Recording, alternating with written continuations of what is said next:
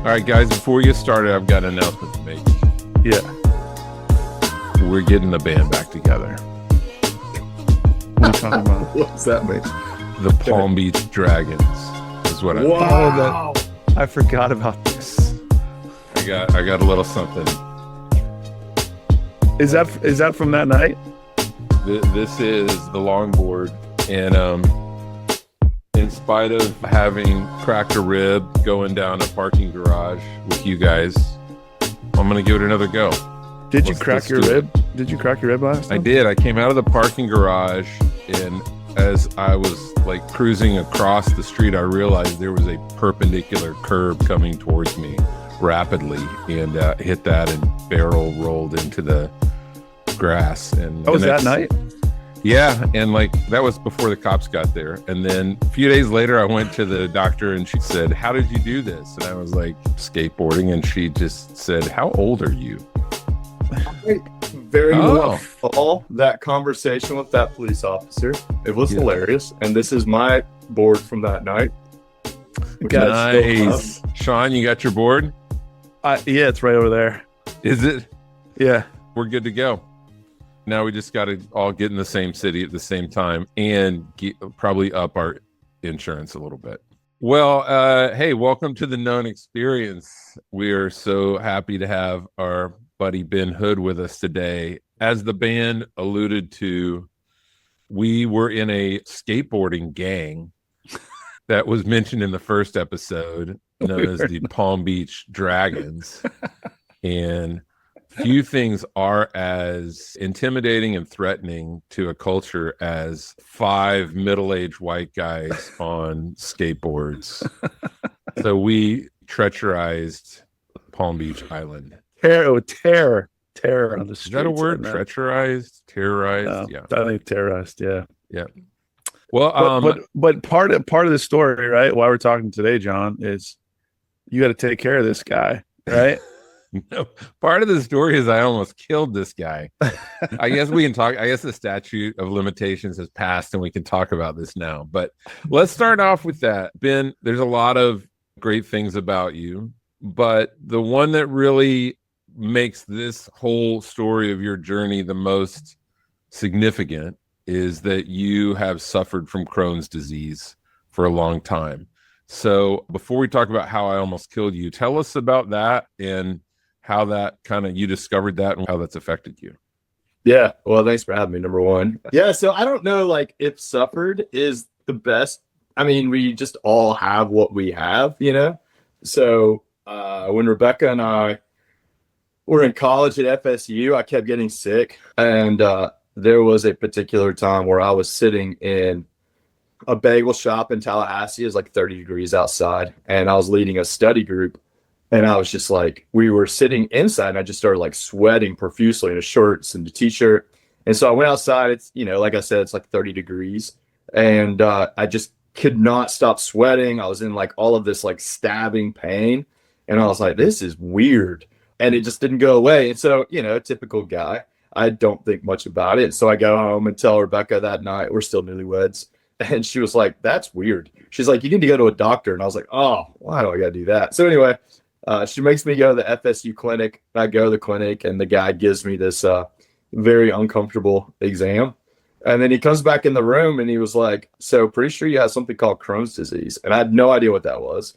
And so that was kind of the start of all of this. So that was 2006, not long before I met you, John, right before we moved back down to West Palm. And so, yeah, it's kind of been up and down, but, you know, I had several surgeries and it's still something I deal with daily. And, you know, I don't really think about something I suffer. It's just part of who I am. Just like I'm not 6'3" like my dad. I'm 5'9". So it's just who I am, right? Like I would like to be taller. That would be great, but I'm not. I actually don't care. But yeah, it's just kind of who I am. So, I mean, does height affect Crohn's disease, or are you just saying you wish you were taller? No, I'm just saying, like, we're all born with like a bag of things that make us who we are. Yeah. And you know, apparently Crohn's disease is part of it for me. And you know, my body doesn't like dairy either, and that was kind of a bummer as a kid. Ice cream, you know, is delicious, so it is what it is. I thought maybe if you were taller, your intestines had more Stretched room out. yeah. Well, Ben, if I remember correctly, you had a surgery and were at home Yeah. recovering, and Becca was in Atlanta. Yeah. So the quick story is that Josiah was born, my oldest, and 3 weeks later, like I go in for emergency appendectomy. I come home, I don't get better, and then I go back in the hospital, and they're like, "You're really sick." So I had 3 surgeries over 5 weeks, which is pretty bad. I got down to like 130 pounds from like over 200 pounds. And so the crazy part of this story too, I don't know if you remember this, John, is that this was during the mortgage crisis. And so we rented a condo or apartment in the same neighborhood that we all lived in. And I'm in the hospital and somebody knocks on the door. Rebecca with a newborn, like literally on her hip, comes to the door and they go, "Oh, we didn't know anybody lived here." And they said, "This house has been foreclosed on. Like nobody, like the bank owns this house." And so that was when they were doing cash for keys. So they gave her like a couple $100, but they're like, "You have to move in 30 days." So like all of our friends from church and other folks moved us to another house. And it was somebody that we didn't know was friends of a friend of a friend who said, "We don't live in Florida during whatever time of year. You're welcome to stay in our house." So I go in the hospital and I come out to a completely different house that I'd never been in. And it was a really weird house the way it was set up. It just had a bunch of additions. And I wasn't, I'd been in the hospital for 5 weeks. So like I'm not completely there. And so yeah, Rebecca had left to go to Atlanta for a photography deal. And I'm in this house where I don't even know where everything is and just like hanging out in bed all day trying to recover. Yeah, I now remember us moving you while you were in the hospital. Yeah, that's the best get out of moving gig anybody's ever done. So you were in severe pain, and I had this great idea. Hey, I know somebody that has Oxycontin from a previous surgery. Why don't we just get you some of that?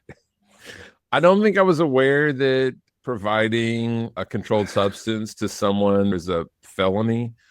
So you take it from there because I wasn't around Yeah. when this actually happened. Well, so what you didn't know is that I already had a prescription for Oxy that was like my take home. And I had apparently taken it and had forgotten that I had taken it or didn't know how long it had been or whatever. And you and another guy were at my house, hanging out, babysitting me basically. And so you're like, "Here you go." And I was like, "Cool." And so you guys go home and I wake up and I'm having trouble breathing. Like, I don't know what's going on. I was kind of like freaking out. I'm laying in this bed that wasn't even my bed in this house I don't know. No one is there. And I'm kind of freaking out. So I call Rebecca and I can barely talk. And it was just like a giant weight was on my chest and I just couldn't breathe. And so I call Rebecca and she was like, "What's going on?" I was like, "I can't breathe." And she's like, "What do you mean?" And I was like, "I can barely breathe. I'm not sure what's going on." And so obviously my poor young wife, young baby is like traveling. At the time she had not traveled extensively by herself. She's in the Atlanta airport of all places, which is chaos anyway, and flying back to PBI. And so on the phone, I pass out. I'm on the phone with her and I literally pass out. So she freaks out. Obviously, she's crying in the terminal. She's got like, Delta people trying to help her. She suddenly realizes that I think I have the phone number of a girl that I've met once. And I think they live somewhere near us, but not sure where. And I think that I might be able to find her phone number. Turns out it was in her phone. She remembered the girl's name.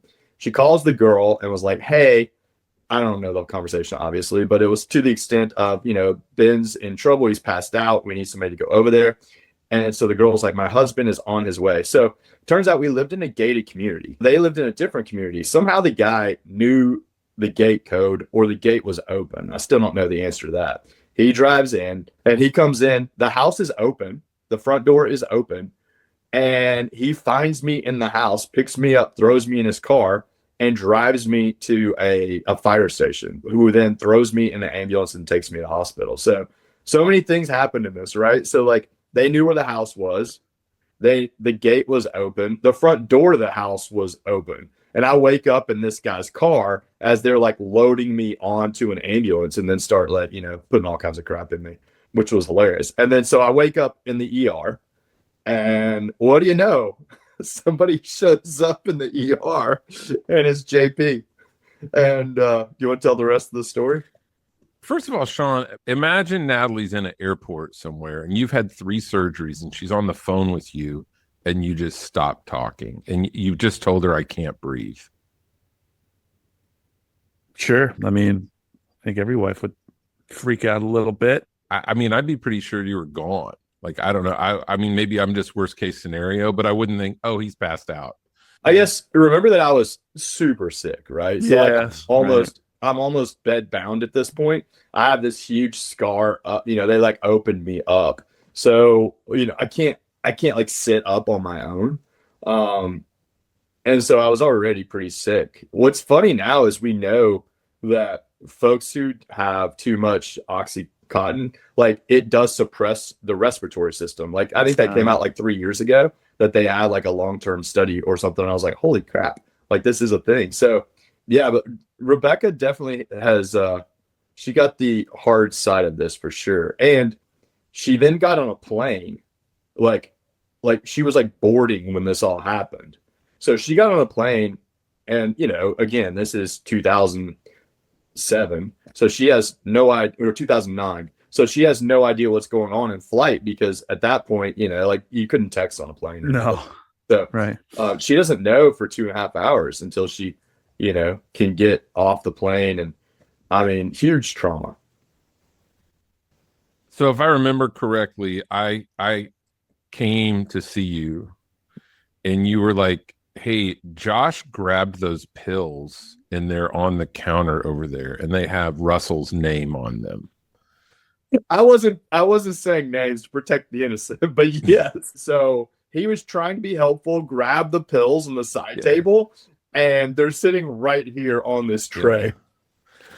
And the nurse comes in and she looks at the pills and doesn't even read it, but she picks them up and hands them to John and said, you may want to take these for him.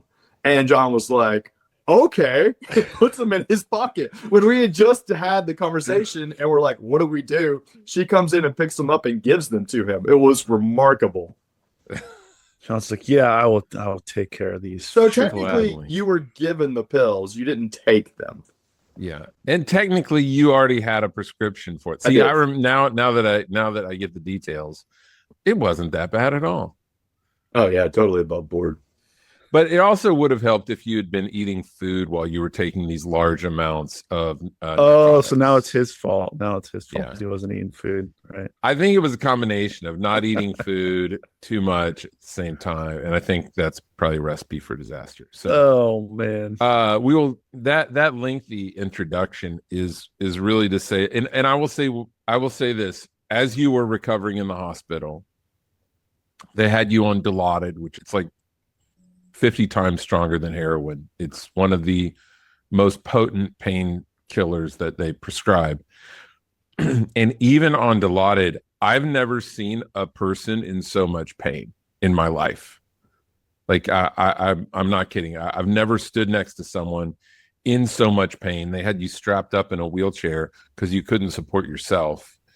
And so we lay that foundation to say that you just signed up for a 200-mile super ultra marathon. And I want us to find out how we got from the hospital emergency room to a 200-mile super ultra marathon. So yeah, that is kind of crazy, right? So how did you get started running? Yeah, so I grew up running. I was thinking about this last night as I was running, actually. So I grew up running. My grandfather was a runner, and so when I was a kid, he would take me. I grew up outside Chattanooga, Tennessee, and he worked at TBA, which is a large energy company. He was a member of the YMCA, and so when I was 5, I started running road races with my grandpa. So I distinctly remember running my first 1-mile race at like 5 years old in Moxon Bend. And that was like what we did. Every weekend we were running a road race somewhere. I had, by the time I was in high school, I had 100 trophies because there's like 4 kids competing. So yeah, it's just what we did. And it turns out that I'm not very athletic, but I'm a decent runner. And so I ran through high school and did okay, but then stopped running for a long time. And then a couple of years ago, after we stopped doing CrossFit, I picked it back up, and I was like, there was a life gets stressful and stuff. And I was like, I kind of like miss running. We live in an area now where we have trails. And I was like, I kind of want to take advantage of that. And so, I never was good at CrossFit. I was like, maybe I could just go back to running. And so it just kind of progressed from there. I don't know if that's true that you're not athletic. I'm not very athletic. We'll say. All right. I've never heard anyone who's run a 100-mile ultra marathon described as not very athletic. Well, I think that's way more willpower than athleticism, right? I think the differentiating factor for that is obviously physicality, but you have to be able to talk about overcoming pain, because it's not about speed. It's about one step after the next, right? At that length.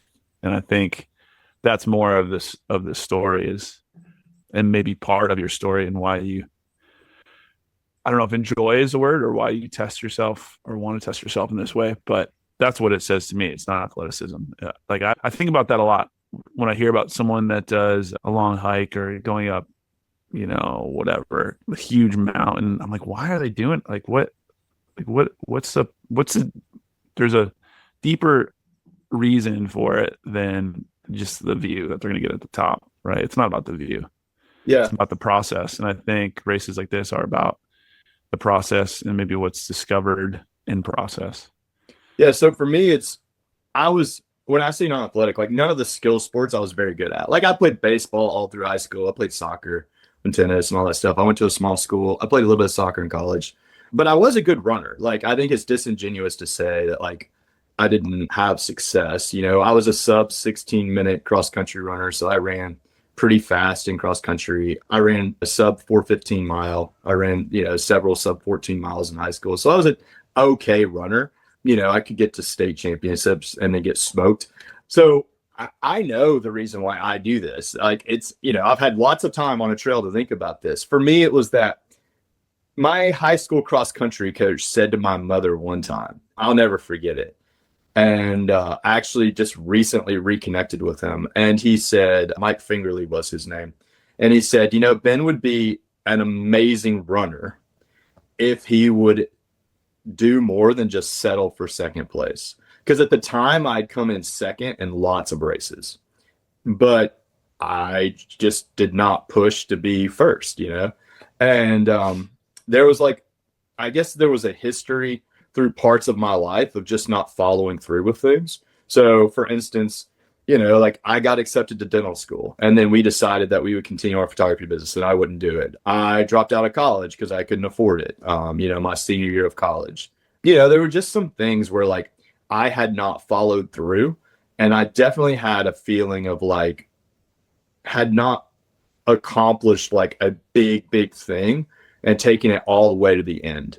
And so when I had a year where I was working in a startup and had advanced really quickly into an upper level leadership role that I probably was unqualified for, but I was enjoying it, but it was very stressful at the end. Some stuff happened and stress affects my Crohn's. And so I spent 3 different weeks and episodes in the ER because my Crohn's would flare up and I get really sick. And in the last one, a surgeon comes in. She's probably my age, female, and she just stood at the end of my bed and she was like, listen, if you continue to ignore this, you're going to die. She's like, you're in a downward spiral, whether you like it or not. And she said, you're going to have to do something here.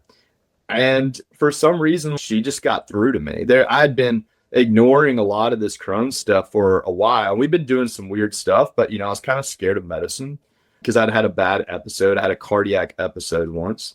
And then I focused on what was going on. I actually had to come home and nobody was home. And yet I closed all of the doors and went into my bathroom. And I was 5 doors into my house closed. And I had to call a buddy and say, hey, my surgeon just told me that I'm in bad shape. If I die, I want you to do my funeral. And so nobody wants to make that call, right? But things were pretty bad. And so once I got on a different medication, and for the first time in my life, I was living without pain, which I'd been dealing with for 20 years, that I was like, all right, well, let's see how this goes. For me, being able to run 3 miles, I've been able to do my entire life. There's not been a time. But at this time, my wife and I went home for Thanksgiving in Tennessee, and we were going to run like a mile. And I made it like a quarter of a mile, and I could not run anymore. I was just probably the sickest I've ever been in my life, other than just laying in a hospital bed. So as I got better, I started running more and more. And I never wanted to run a marathon, but I heard about a 50K in Tampa. And so like I convinced Rebecca to run like the half marathon portion of that. And I ran the 50K and it went fine.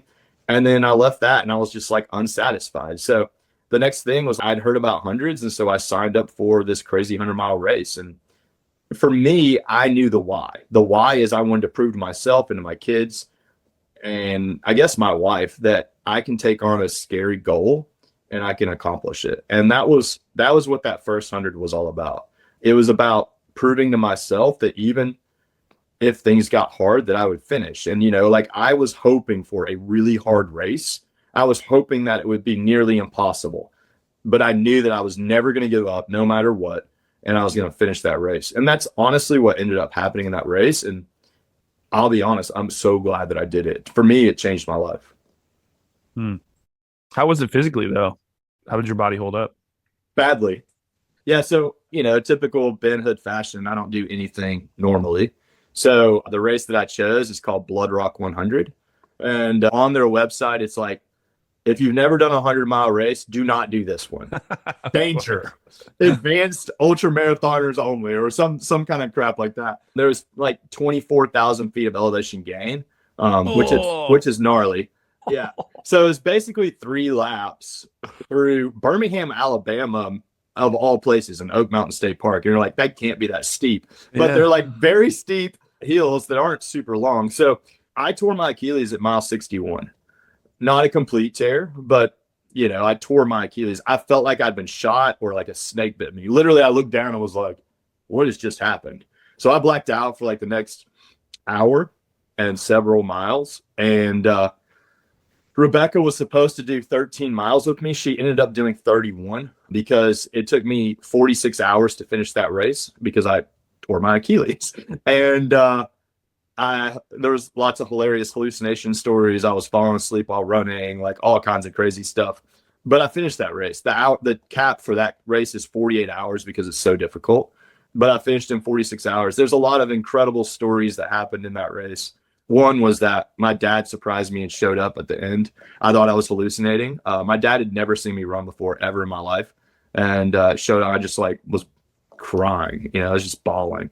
So yeah, it was crazy. My body had a hard time. And then I was in a boot for a couple months after that. So, but that's what I was hoping for, right? Like I said, I wanted something like really hard and I wanted to finish, and like it was that and more. So now you're doubling the ante. Yeah. So I ran another 100 the next year. And I ran Fall Creek 100. So I think this one only had like 14,000 feet of gain. So significantly easier. And it was 105 miles and I finished in 30 hours. So, it was a little bit smarter in knowing how to do it. I still got hurt. I got a stress fracture on my feet, but it wasn't, every race that you run one of these, the last 20 miles, you're like, I'm never doing this again. This is the stupidest thing I've ever done. Like, I mean, even on the ride home, I'm telling my wife, don't ever let me do this again. And then 3 weeks later, you're like, well, was it really that bad? So yeah, why not go for 200?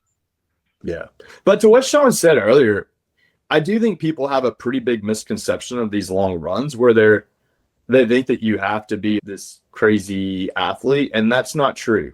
If you come to one of these events, what you find is that it's people who, number one, want to build to something, and they want to have this experience for themselves for whatever reason. People often say that ultra marathoners are just working through trauma, which is probably accurate, but there's a lot of just like walking is required. Like you basically have to walk right. So like my training is both running like really slow and practicing hiking, like walking with poles. Like it sounds crazy, but that's a lot of what it is. It's just sticking it out. And once you change your horizon on anything, your perspective changes. So if you say, listen, I'm going to run or be in this activity for the next 30 or 40 hours, or when it comes to a 200, 75 hours up to 100 hours. So there's a 100-hour time cap on this. And you say, listen, this is going to be 200 miles. It's going to be really hard, But we're also going to attack this in a way that we have the endurance to last, right? Like we're not going to blow ourselves out. We're going to walk all the hills or whatever it is. So I think that's a pretty big difference. Like you're not even training like normally at like 8-minute. Right. My training miles are like 12-minute miles. And, it's part of it. So during the process, do you have access to like a support team or something? Like, Yeah. Okay. That's a great question. Yeah. So my sister Cassie is always like the head of my crew. She is very, very opposite of me, very detailed. She was a social worker, she's like got all the things figured out, which has been cool because it's brought us closer together. And then my wife is a huge part of my support team and my kids. So both of my kids in my last 100 ran segments with me, which was freaking awesome. So my son ran what for me mentally, I knew going into that race that a particular 6-mile portion of that race was going to be the hardest time mentally for me. It was going to be, middle of the night and a certain distance. I knew this was going to be the hardest mental time. So I asked him to run with me there. So he did that and it was awesome. And then my daughter actually finished the race with me, which was super special. Amazing. Where's this one at? Yeah. So that one is from Dalton, Georgia to somewhere in Alabama. It's point to point. Oh, nice. Yeah. Is that better than going in loops? Yeah, for me that's better. The last race was 4 loops, so literally I ran 4 marathons. But that's I've never run a marathon as a race ever in my life. Like never wanted to. It just seems horrible. I follow a couple of our Olympic marathoners YouTube channels and they're training. I'm like, that looks terrible. I can't imagine that. I feel like such a freaking imposter. I'm just like, they're out there running like 4-minute miles. I'm like, I just don't understand. So it's the pace of it that you don't understand. Yeah, like the pace of it is gnarly. Yeah, you saying this about a marathon when you're about to run 200 miles reminds me of when I went paragliding over the coast of San Diego, and I asked my instructor if he parachutes, and he said, "No, I'm afraid of heights." So that's amazing. It's very similar. I will say, if you're listening to this and you really want a really interesting take on all this, there's a documentary on something called the Barkley Marathons, which this guy started in the hills of Tennessee. It is a 100-mile, 60-hour race that is 5 loops of 20 miles that they reverse every other loop. And you have to navigate the whole thing, which is largely not trails, largely uncharted territory, with a compass and a map. Mm-hmm. And I think for like years and years, people never even finished it. Yeah. If you just do 60 miles, they call it a fun run. Yeah. But I encourage you to check this out. Ben, have you seen the documentary? That's what got me into this. Really? Yeah, it's at Brushy Mountain State Park, and Laz is the guy. So Laz also runs something called Ball State, which is I actually saw come through my hometown this year. But Barkley is totally different, much more difficult than what I do, like on a like exponential scale. It's like bushwhacking. And I don't know how much time you spend in Tennessee mountains, and they're not tall, but they can be gnarly. And it's day and night, and they reverse the course every other loop. And but what made me think about the Barkley is, Sean, when you talked about how mental it is, when you watch this documentary, you'll see guys that are like Navy SEALs that quit 40 miles in. And you'll see guys that look like they're like accountants that sit at a computer all day and they finish it. And it's all perseverance, determination, navigating challenges. Yeah. Ben, what percentage of that 100-mile race would you say? I don't know that you can really dial it down to this, but what percentage is mental? Just, I'm going to keep going. Oh, of 100?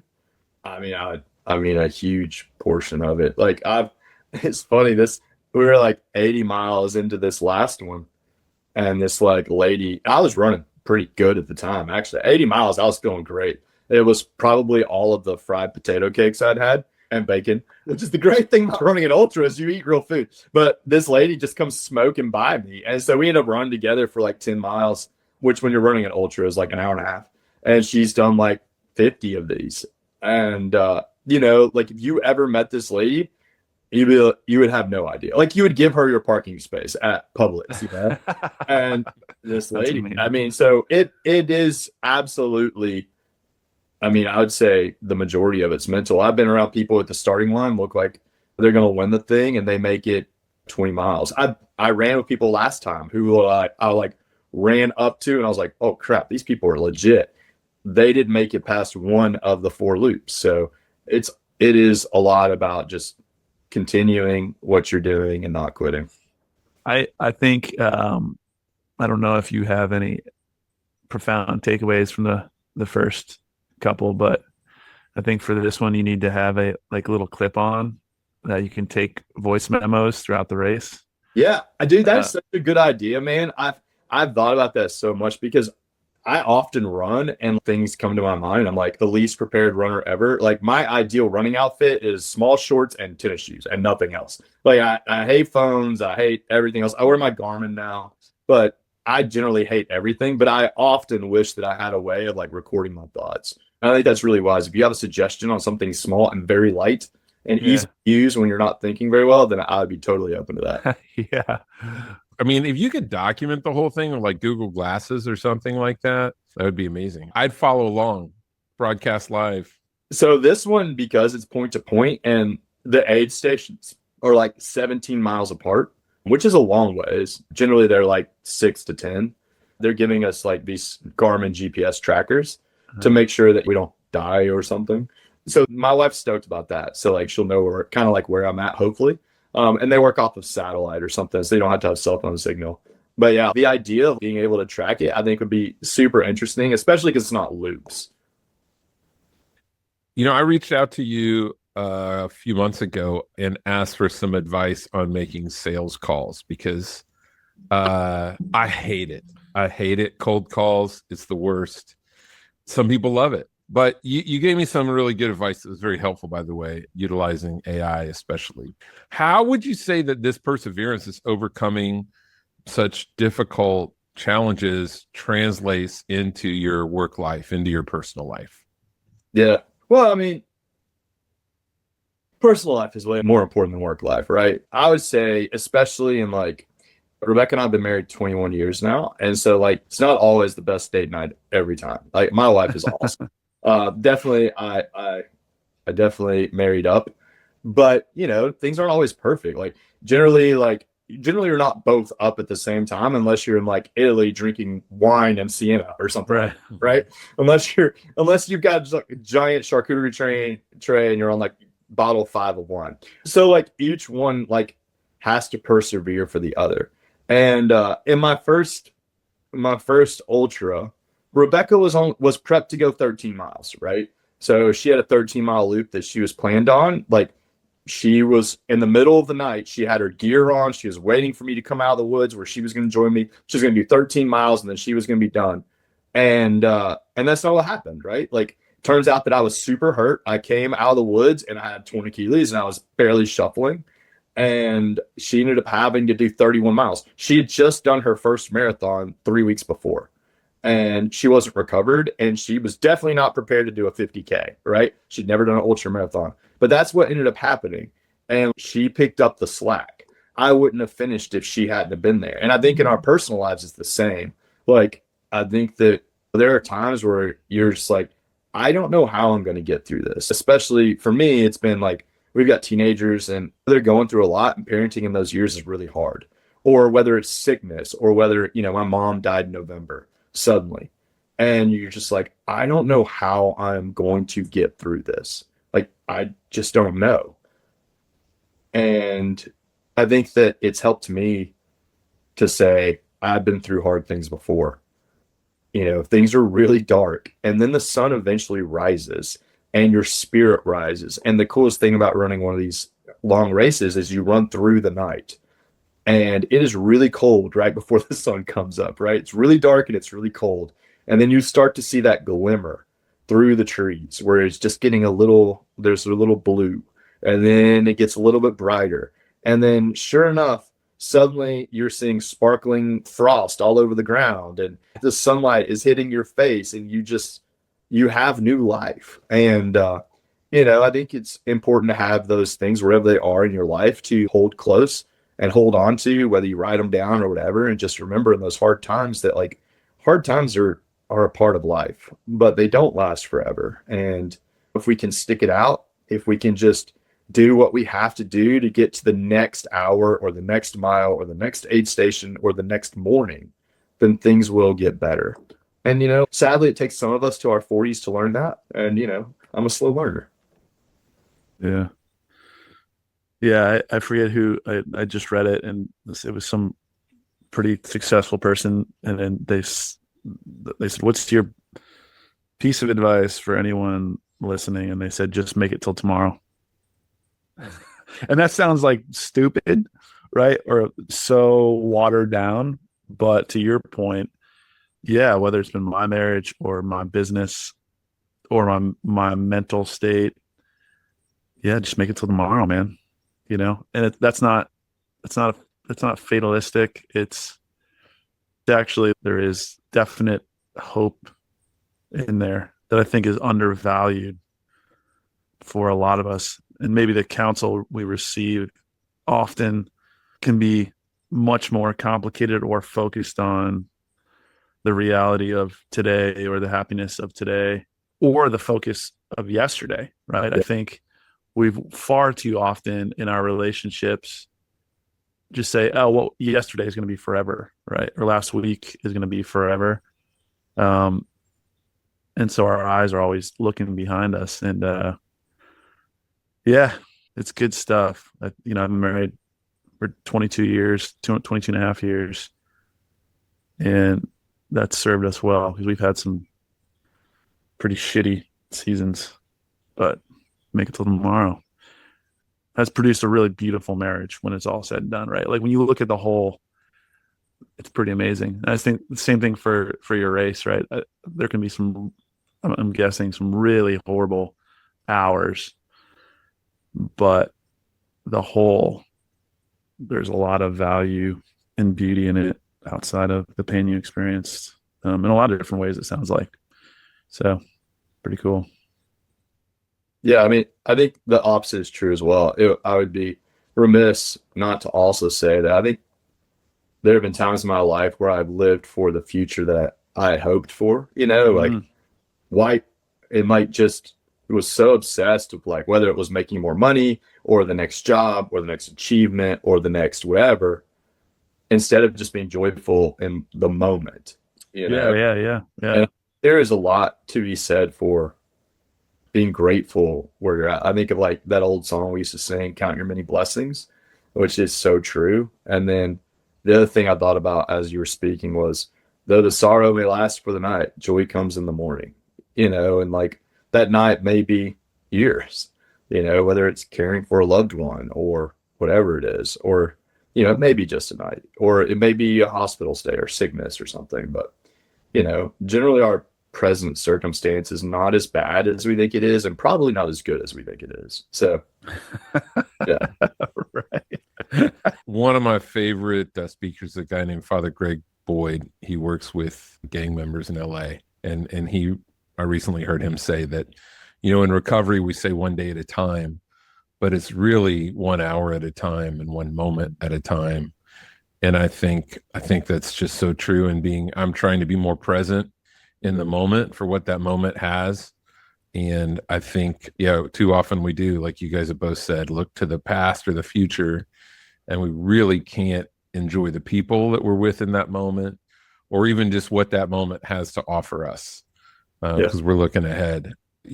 Ben, as we're wrapping up here, I hear your story, and I'm one of those people that finally came to acknowledge and openly confess that I hate running. I've heard of people that hate running, overcoming hating running. I don't really know how to get there, but for people that are listening to this and they're like 200 miles, first of all, this guy's out of his mind, ran 100 miles with a torn Achilles tendon. For those of us that are like basic humans, and my gym is literally a block from my front door, and I struggle sometimes to get off the couch and go to my gym. What advice do you have for us on moving and getting out of that stuck place and doing something? Yeah, so I'll combine two things since we got to wrap up here. And one is that my my mom had a phrase that I've thought about often, even when she was alive, but especially now she's gone. And it was that life is made up of a multiplicity of nows. So like our life is just made up of individual moments stacked, right? And so it's the same for running. Like it's people find this to be crazy, but I wake up almost every single morning and get out of bed and walk to my bathroom going, I do not want to run today. Like literally that's almost always my first thought. But then I make myself run and I'm in the middle of it and something happens that brings me joy. And it's just like kicking my butt into moving. And whatever that is, whether it's starting that book or maybe your relationship sucks with your spouse and it's like that first move of writing a kind note or a note on their mirror, or maybe it's, like this is the first day that I'm not going to drink, or whatever it is that you need to do. Like we all have different things that we need to do, whether it's I'm going to get up and pray or meditate or whatever. Like, it's all you have is this moment. And so just make the right choice for this moment. Don't worry about a year from now, or don't worry about, 2 years before. Just make the right choice this moment. And I think that's what life is made up of. Yeah. Well, thanks, dude. Thanks for joining us. Thanks for adding your story to the many before, and we're happy to share it. So, yeah. Thanks, everybody, for listening to another Known Experience. Hopefully you enjoyed today. We look forward to next time. For John, this has been Sean. Have a great day. Bye, guys.